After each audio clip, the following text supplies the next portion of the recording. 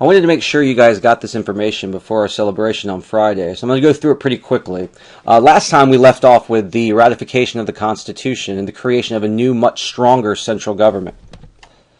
At the close of the 18th and dawn of the 19th century, the new United States found itself in a recession as a result of the war with Great Britain, and had an economy that was very regionally divided. The North was beginning to develop into one of the strongest manufacturing places on the earth.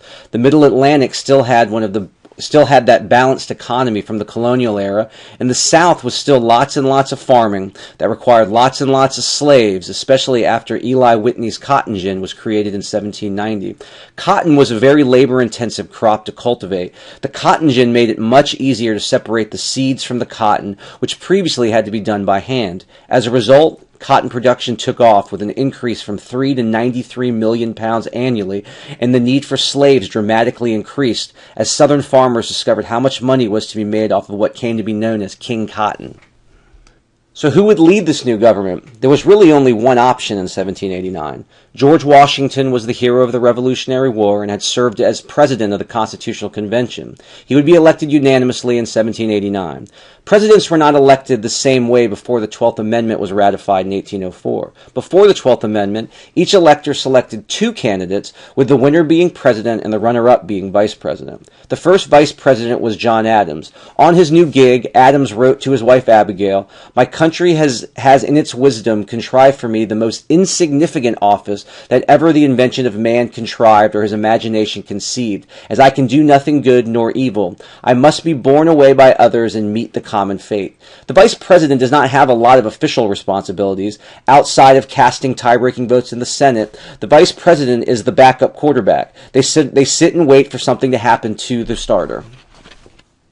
One of the first challenges was organizing the new government. Washington created a cabinet of advisors to counsel him on a number of pressing issues.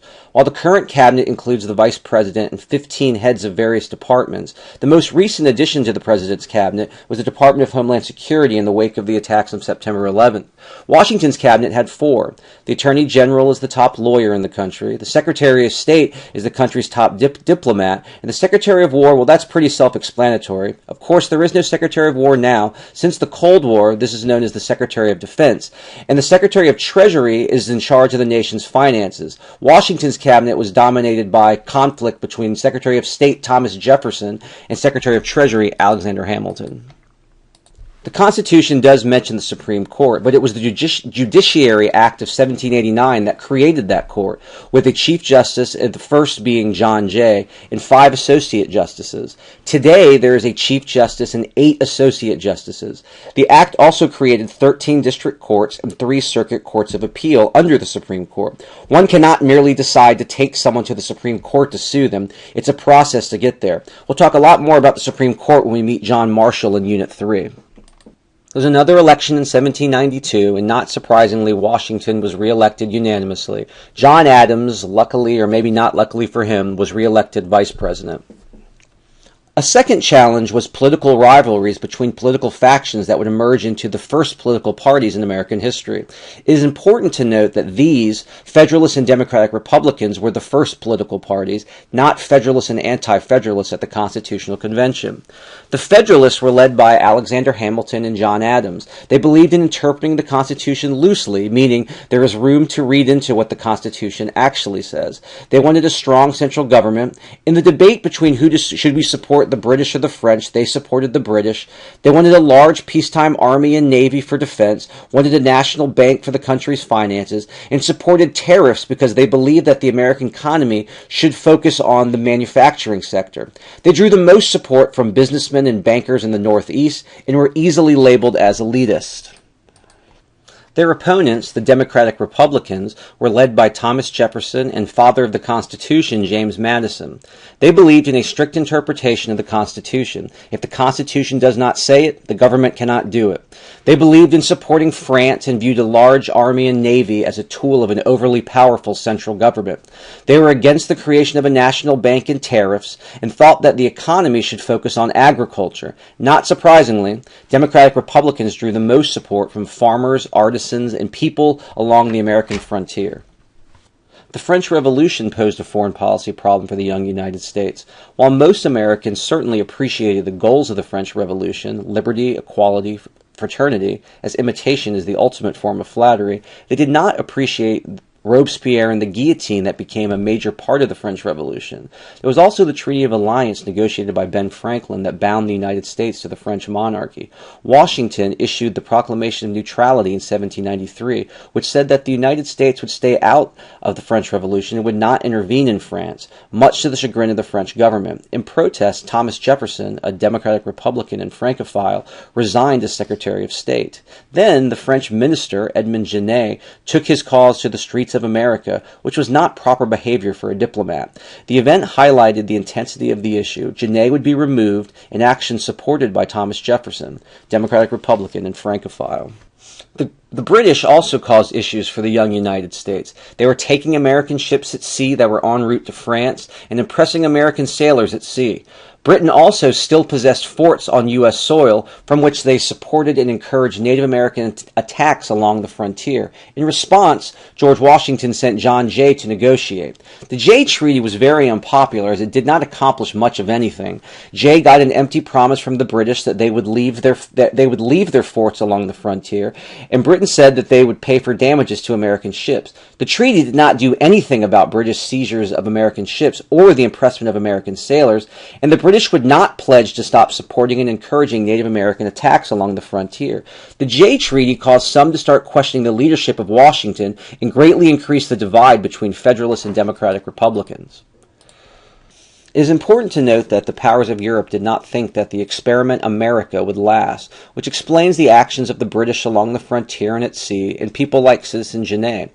Spain refused American access to the valuable port of New Orleans. In response, the United States signed the Pinckney Treaty with Spain in 1795, which opened New Orleans in the lower Mississippi River to the United States, and it established the northern border of Spanish Florida, which you can see the red line right there.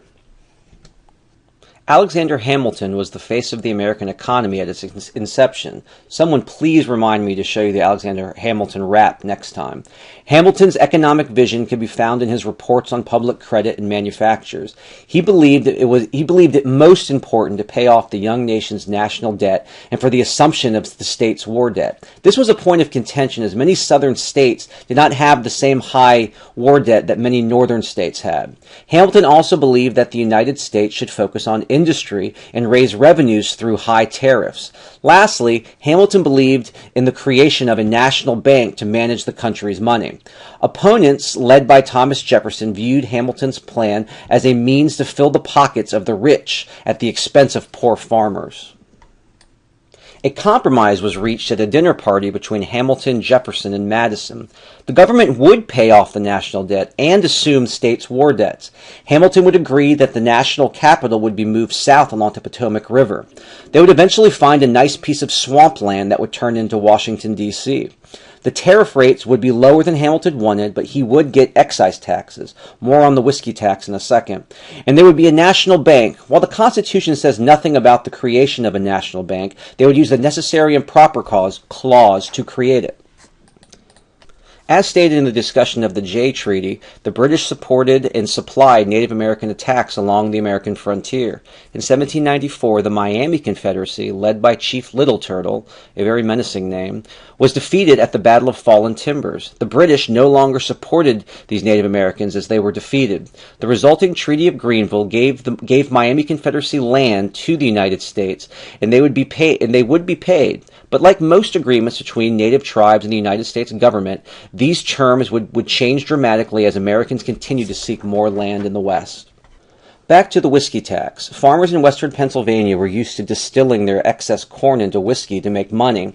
These excise taxes were paid by the farmers. Hamilton's plan was to use the excise tax to make up for lost revenues from what he viewed as too low of tariff rates. Farmers believed these taxes were designed to benefit big distillers and responded by refusing to pay the tax and attacking those who came to collect it. Unlike Shays' Rebellion, the Constitution gave the government the power to act. Washington was able to send 15,000 troops to Pennsylvania. The Whiskey Rebellion ended without bloodshed. It ultimately bred resentment against the government from small farmers and showed how powerful the new government was under the Constitution.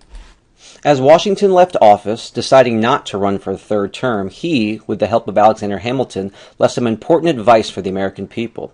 This advice was known as Washington's farewell address. First, Washington encouraged Americans to avoid party politics, seeing that it would cause nothing but animosity. Considering the state of our current politics, you would have to say that President Washington was right.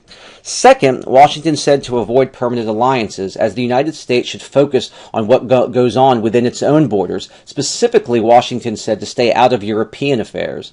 Lastly, he said that the United States should avoid regional sectionalism. Now, ultimately, the United States would not listen to any of this advice, but the idea of staying out of alliances would be the driving force behind American foreign policy throughout the 19th century. So who would follow the legend? In 1796, John Adams would narrowly defeat Thomas Jefferson. The awkward thing about this election, Thomas Jefferson, a Democratic Republican, would have to be vice president to John Adams, a Federalist. This would be the equivalent of Mitt Romney right now being the vice president to President Obama. During the Adams administration, France, like Great Britain, was seizing American merchant ships at sea. French ministers required Americans to pay the French bribes just to begin negotiations. These ministers, only known as X, Y, and Z, and their requests would cause an angry American public to call for war with France. Adams knew that the young nation was not ready to go to war with one of the major powers in Europe and prevented such a conflict. The XYZ affair would lead to the creation of a stronger American military, and the United States would fight an undeclared naval war with the French from 1798 to 1800 known as the QuasiWar. Federalists controlled the White House and both houses of Congress. In 1798, in an attempt to restrict and silence their political adversaries, the Democratic Republicans passed what is known as the Alien and Sedition Acts. The Alien Acts allowed the president to deport any alien he considered dangerous. This was a lot of power for the president. The Alien Act also increased the amount of time it took to become a citizen from 5 years to 14 years. It is important to note that Democratic Republicans received the most support from immigrants. Sedition Act said it was illegal for the press to criticize the president or the Congress. Doing so would result in a fine or even jail time. A newspaper editor could go to jail for practicing his First Amendment right of freedom of press. It's important to understand that this law was a clear violation of the First Amendment to the Constitution. Democratic Republicans, led by Thomas Jefferson and James Madison, would not sit idly by and made the same argument I just made. This law violated the First Amendment to the Constitution. They passed nullification laws through state legislatures, Jefferson writing a law for Kentucky and Madison for Virginia. Their argument was that the Union was a compact, and if the government broke this compact through one of its acts, a state had the power to nullify or void a federal law. Let's be clear, this is not constitutional either, but it did lead to the states' rights arguments used by the South in the 19th century. Ultimately, Federalists would lose their majority in Congress in 1800, and the Alien Sedition Acts would eventually be no more. Neither Jefferson nor Burr received the majority in the Electoral College that the Constitution requires.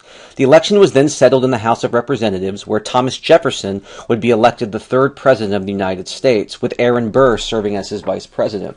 This election was known as the Revolution of 1800 because government power was handed over peacefully.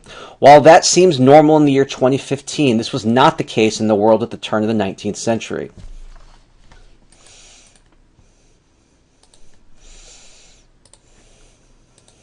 In the rematch in 1800, Thomas Jefferson defeated John Adams. Luckily for Adams, he did not finish second and would not have to be Thomas Jefferson's vice president. I hope this helps. Sorry I couldn't be there. I miss you guys, and I just want to say hello to anyone watching this video in Albuquerque.